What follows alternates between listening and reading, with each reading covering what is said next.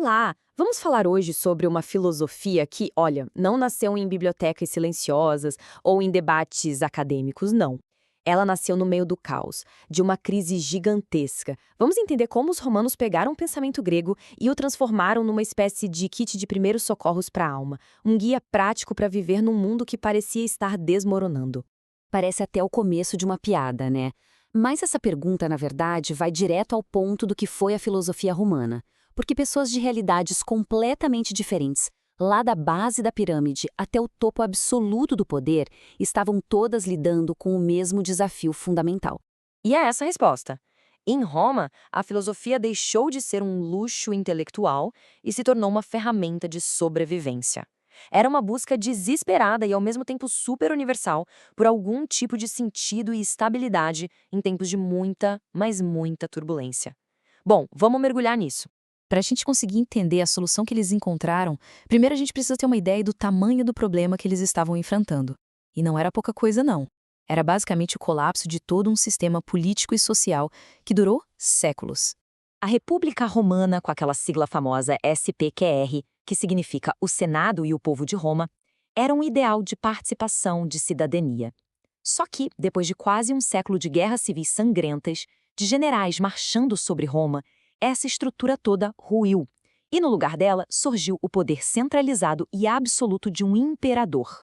E essa mudança foi um terremoto na mentalidade romana. As pessoas que antes se sentiam parte de algo maior, cidadãos com voz, passaram a ser súditos. Com essa perda de agência política, a busca por controle, por algum sentido na vida, teve que se voltar para o único lugar que ainda restava: o mundo interior, a própria mente. Diante dessa crise toda, os romanos, que eram um povo muito prático, não ficaram tentando inventar a roda.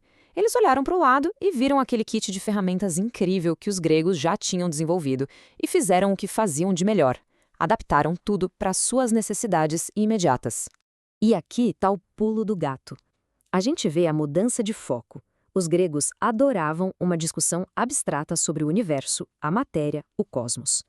Já os romanos estavam mais preocupados em perguntar: ok, legal, mas como isso me ajuda a não surtar com meu vizinho ou a lidar com o fato de que o imperador é um louco? Eles queriam, na prática, um manual de instruções para a vida. E dentro desse kit de ferramentas grego, a filosofia que mais fez sucesso, que virou quase uma febre em Roma, foi o estoicismo. E não é à toa. O estoicismo oferecia uma resposta direta e poderosa para aquele sentimento de impotência que estava no ar. A ideia central, que foi articulada de um jeito genial por Epiteto, um cara que entendia de falta de controle, já que foi escravo antes de se tornar um grande filósofo, é essa separação. Uma ideia que parece simples, mas, gente, é revolucionária. E o melhor de tudo é que isso não é só teoria, é um método, um passo a passo super claro. Basicamente, veja o que você pode e o que você não pode controlar. Esqueça o que você não pode controlar. Não gaste um pingo de energia com isso.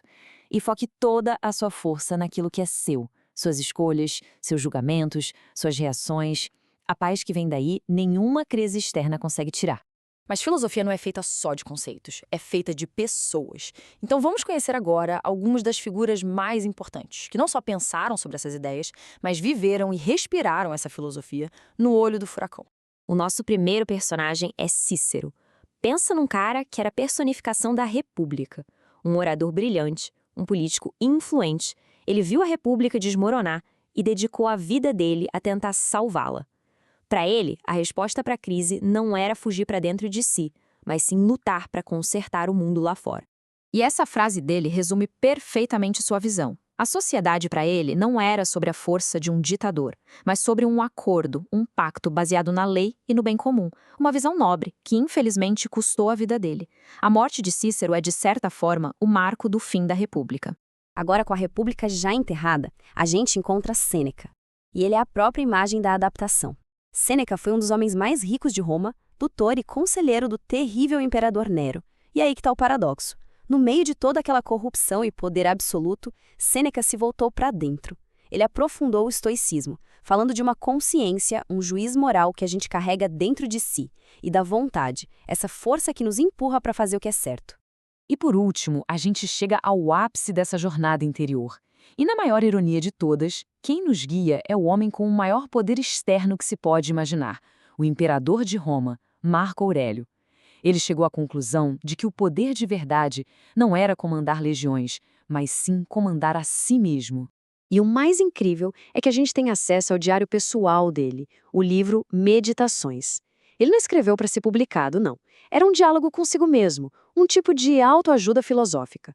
Ali, ele aplicava os princípios estoicos para lidar com o estresse, a ansiedade e as frustrações de ser simplesmente o homem mais poderoso do planeta.